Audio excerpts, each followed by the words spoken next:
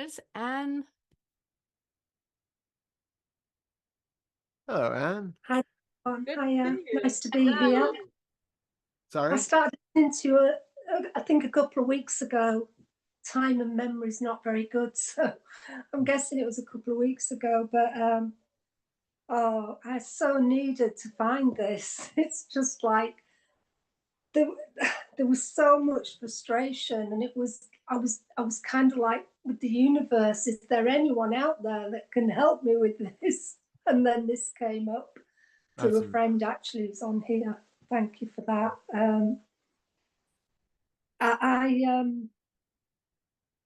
Just about what you were saying, first of all, about that flipping back to the projection and then owning it as your own.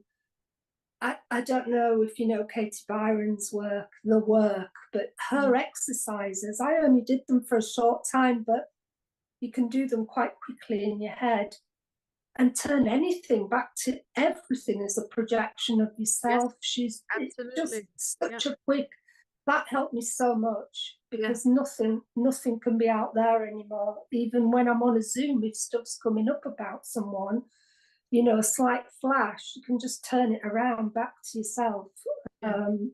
Or not.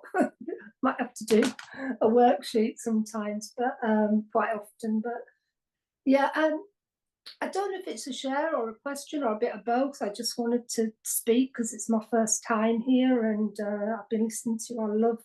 And I went on Vince a couple of times, a couple of Sundays through your suggestion. And I've been involved in non-duality about 7 years, and not as much recently, but at the beginning, for the first years, I mean, I lived and breathed it 24/7, and I think I've been through every single speaker and teacher. And I ended up with Angelo. That was my last. Well, I still listen to him, but Angelo's amazing. And but about 3 years ago, I had quite a bit. Well, I had a huge shift around the Tony Parsons. I'd been involved in that for a couple of years, and going to London to see him, and big openings, and basically I had a huge shift, and I was convinced I'd awakened. I thought that was it. I thought that was the end of it. I was a lot dropped, a lot shifted, and I had a honeymoon with that for quite a long time because there's been a lot of trauma in my life, and it was a relief, you know. And I was actually invited to do a couple of talks, and I did a couple of talks, and that's when I kind of realized something felt a bit off. There was still ego in there, and I thought, this is not the end of a line. And then I was in the desert for a long time because I couldn't find anyone who, you know, I'd come away from this big community as I'd done with lots of other communities, and I couldn't find. Anyway, cut a long story short, I then found this, and that's what I've been struggling with the last 2 years, maybe accepting that wasn't it. And now there's the other shoes dropped, and there's moments of beautiful space and peace, calm, whatever, acceptance. I don't even know how to call it, but and then other times where the opening's really big, and it's just the stuff comes up to be dealt with that's been trapped in the body, the locked trauma, and that is horrendous.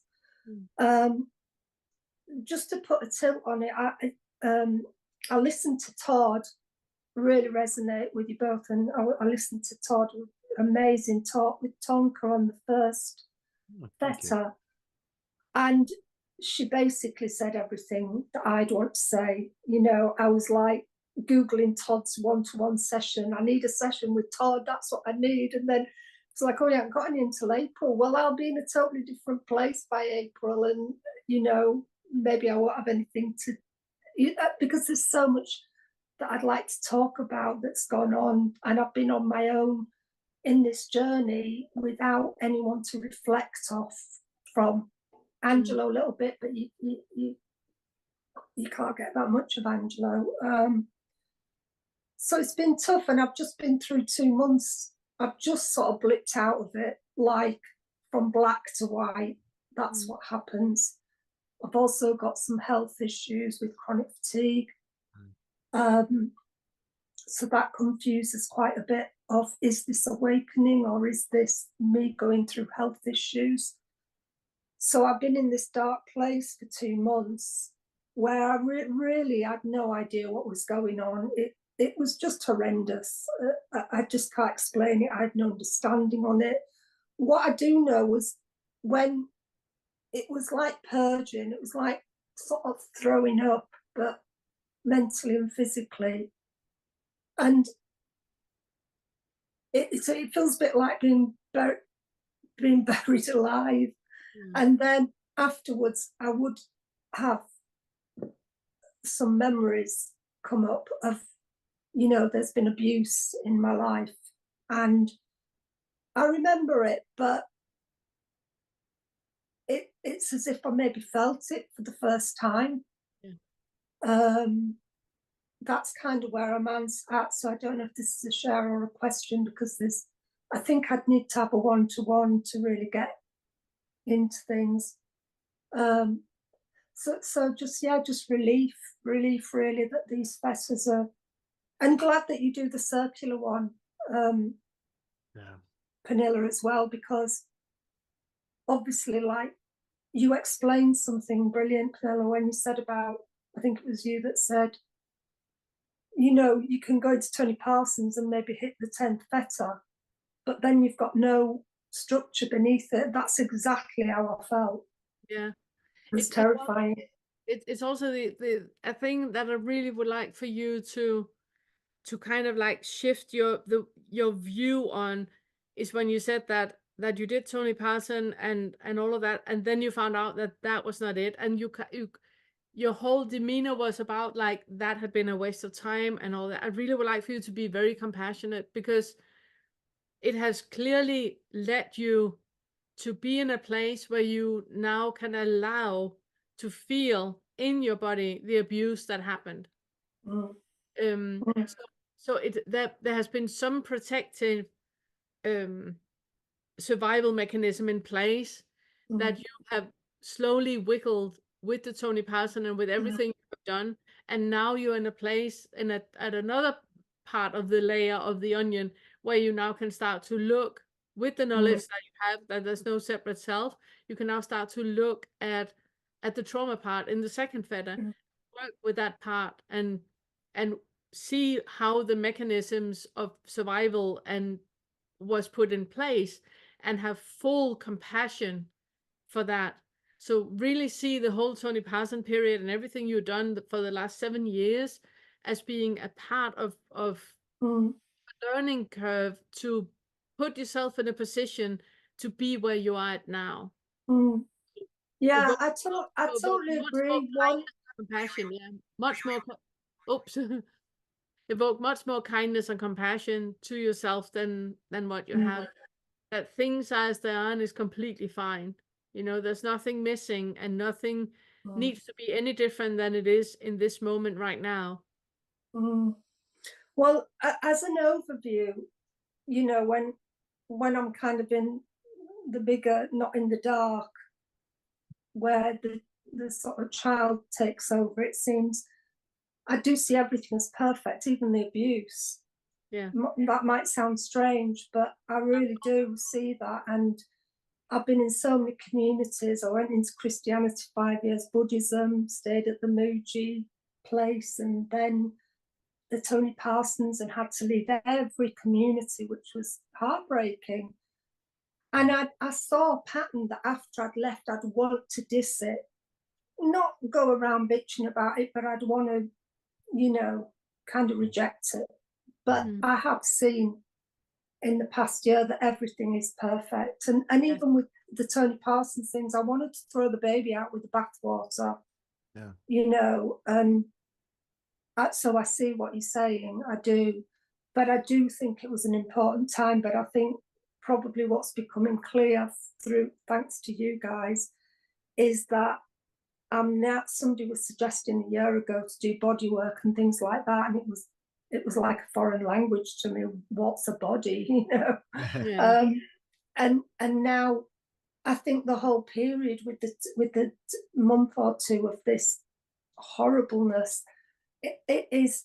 I don't think it'd be that painful. I think there's probably a lot of resistance. Mm, There's just things maybe I didn't feel I had the security of a group, but mm, I just couldn't. I was facing them on my own, and it was. mm, I didn't know how. I didn't know how to feel it. I didn't know how Yeah. to go about it. So at times I was totally locked in my head mm, with self-loathing, and mm, like you talked about shame. I don't know if I know what shame feels like, but I've had a lot of it. I remember having it as a child, but now I don't think I'd know if I was feeling shame. So there's a lot of work. There's a mm. lot of work for me to do, and I just want to say I'm grateful. Really, that's the main. Yeah. Huge gratitude No, to finding this, and so welcome. I'm so happy you're here. Absolutely. And I just want to address the part about one-to-ones with Todd, because he's already working way more that his wife think that he should. And he has bookings out to September already. Actually, November. November. As There is- today, there's booking but people making sure but yeah, that they have sessions. there is still a lot open since I can't remember. I think I still have stuff open in May. I don't remember if there's anything open now in April. Yeah, I don't know, but yeah, I know I it's think it's difficult to get May. one-to-ones. Yeah, but Yeah. we do have these meetings every week. You do have Vince's meeting on Mm, Saturdays. You know that there are a lot of meetings that you can go to, yeah. and I do understand what you say, that you would need the support from the group, but what you most of all need is the inner support, the bubble of reality, my love. It's in here that the support needs to be felt, because people can say that they love you and they support you, but if you can't receive it, like Todd always says, love needs to be received. It can't be given. If you Mm, cannot receive it, it doesn't matter. So work on the inside mm, job first. You know, mm, to sit, listen through all of the lessons in the curriculum, listen to every single meeting we have had, and then you will mm, feel the community. You know, you do yeah. have a community, and even though you can't get a one-to-one with Todd right now, you do Mm, have a community. There are people that understand what you're going through. There are people in your position as well. You're not alone in this. yeah, that's what I mean by the support. It's hearing other people, and it's just reiterating that staying with the body, going into the feelings, and you know, because when you're on your own, it's do I do this? Do I do that? Should I Yeah. listen to more teaching? Should I be quiet? Should I next it? You know, and Yeah, you can, it's that the kind ego of guide. absolutely confuse. Yeah. Yeah. The ego confuse yourself, but it's also why I have made the curriculum like I have. Do a lesson at a time, do what I'm asking you to do in the lesson, and you will be moved forward. The curriculum is made so if you start at lesson 1, you will wake up. You will have a full awakening of all 10 feathers if you do the Mm, curriculum, you know, as I'm asking you to do it. yeah, I'm that autistic. So just, you know, do the lessons, yeah, and it will happen. Yeah. yeah. And what about if, because I feel a blip around a bit, It's fine. You can do that too. You can do that too. like I'm not in one theta. I feel like I'm dealing sometimes like they're swapping around a bit. Yeah, it for some people that works. Just be aware if that is a diversion, you know. Right, I Do see. you, Yeah, I that's just the want to point. double check. Do you mean you're flipping around in the videos from fetter to fetter, or that like during your daily life you feel like you are feeling fetter A one bit e of to both, fetter really, C? to be Yeah, honest. Yeah. Yeah, a The bit of the both. the feeling in life is absolutely normal. So don't be distressed or dissuaded by that. It's just we it, are in all 10 feathers it, all the time. yeah. So Mm, like I always say, you know, it's recognizing that there is no internal self which is at one particular rung on the ladder. You know, that would be indicating that there is a you there who is able to progress through the fetters and all of that. What we're experiencing is you know, the fetters are just an easy mm, framework to look at to kind of put an experience into a box of understanding. And so if at this mm, moment it's like, you know, I don't feel a sense of distance, there's no, you know, uh feels like I'm sort of there's no me here separate from anything else. Everything is just kind of mm, appearing. Things seem to be looking back as well as forward. that is a Fetter 6 experience. You know, that's what we talk about with that. It doesn't mean that that is going to be your permanent state for the rest of your life now. It just means that's what's happening right now. If you feel particularly identified later on in the day, there's a Fetter 1 experience. And each one just tips you off to the fact that now you can use the tools that you have to look at, okay, well, what is happening right here that feels like an embodied self at this moment? What is it that feels like there's a me here separate from that wall out there? And just being curious about the experience.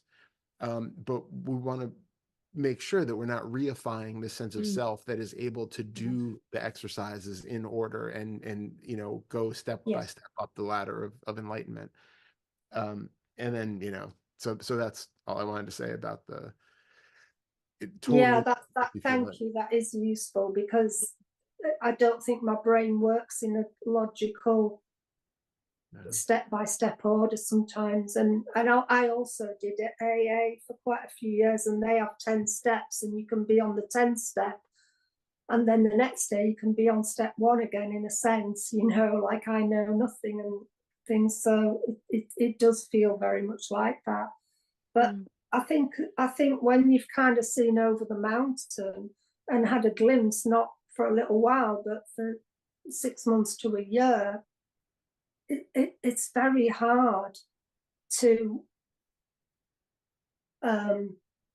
like I've never really done self-inquiry unless it's been natural. I've never, because to me that's coming through the Tony Parsons, it feels like it's thought, asking thought a question. Yeah. I'm using a thought to ask another thought. Yeah, a yeah, question. absolutely. Yeah. Oh, just got me activated here. Ooh. Oh, here we go. Yeah, push the button. Yeah, though you just pushed the button. One of the dangers with that is that if you have experienced abuse, like you said, then you have firsthand in a period of your life where you were still forming a sense of self, that formation of the sense of self was abruptly stopped, which means that if you haven't got a sense of self, you cannot let go of the sense of self. There's a lot of people that have experienced abuse in their lifetime that have never had an experience of a sense of self. They go to Tony Parson and go like, well, I have never had that, and everybody applauding, and that's magnificent and wonderful, but it's not. You need to, in order to be a healthy human being, you need to have a strong sense of self. You need to have strong boundaries. You need to know self-care. You need to have self-love and self-worth. Those 5 points need to be in place before we let go of the sense of self.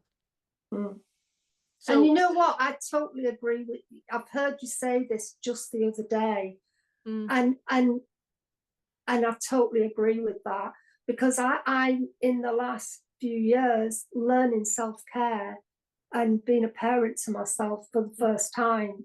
And I think I resonated so much in Tony Parsons because it's easier for me, probably because I've done so much disassociation, to go into no self. So that there's all that area that I want to speak about over the weeks, you know, like yeah, you know, I don't think I have had a strong sense of self, and I think that's why I found the Tony Parsons route easier. And I do find that questioning quite. I've just started to do it, and because the distance thing, really, I shouldn't be doing 6 Theta, but there was just something in asking where's the distance that just attracted me. So it's the first sort of inquiry that has really stuck with me, but I probably shouldn't be doing that because I'm jumping 6 Theta already. No, it's fine. You can, if it again, just be aware of if it's a diversion or if it's actually helpful. If you have the feeling of, oh, finally coming home, then do that. Yeah. And also be aware. It feels like effort to do it, but it does feel like it's pushing a muscle that's not been used. So I don't know, but I mean, it's early days. I don't want to take up all the meeting with my stuff. Thank I- you anyway. Of course. And I was just going to say, and just be aware when you're doing, especially the sixth fetter one, if you do have, issues of never having developed healthy boundaries or something, you might notice a feeling of fear or pushback, or there's something, some emotionality arises that doesn't even allow that sort of collapse of distance to happen, because it really feels like it's encroaching on something. So then that's a good um it's a good sign for you to go back then and then do the Yeah, that's I have an interview with Ted, where he talks about that he realized that he had to do some trauma work, because when he came to the sixth fetter, and it was about, not feeling a distance between the out there and the in here, he got really, really scared, because he had only had experiences of the out there being threatening. So he needed to go back to the second fetter and really work with the trauma part before he could realize that there can't be anything threatening out there and in here. It's just that there are Yeah. no boundaries. But he needed to work with the trauma before he could let go of that. Yeah, because it would be a bit raw otherwise, wouldn't it? Be a bit too raw to have that Yeah. shown to you. Yeah. Yeah. Yeah, I think traumas and something you mentioned there that I'll just mention quickly is I'm not very emotional. I used to be with my ex-husband, which was, but I'm not very emotional either. So I think there's a bit of a block there that I need to look into maybe. But anyway, I'm just going to end it there because I'll just go on forever. Yeah. I've got so many months that I want to, Yeah. But as I said, remember that we have meetings, every week. I'll be here every week. Don't Yeah, worry. perfect. I'm going to be on Vince's, yours. Yeah. Yeah. Good. Yeah, Good. And absolutely.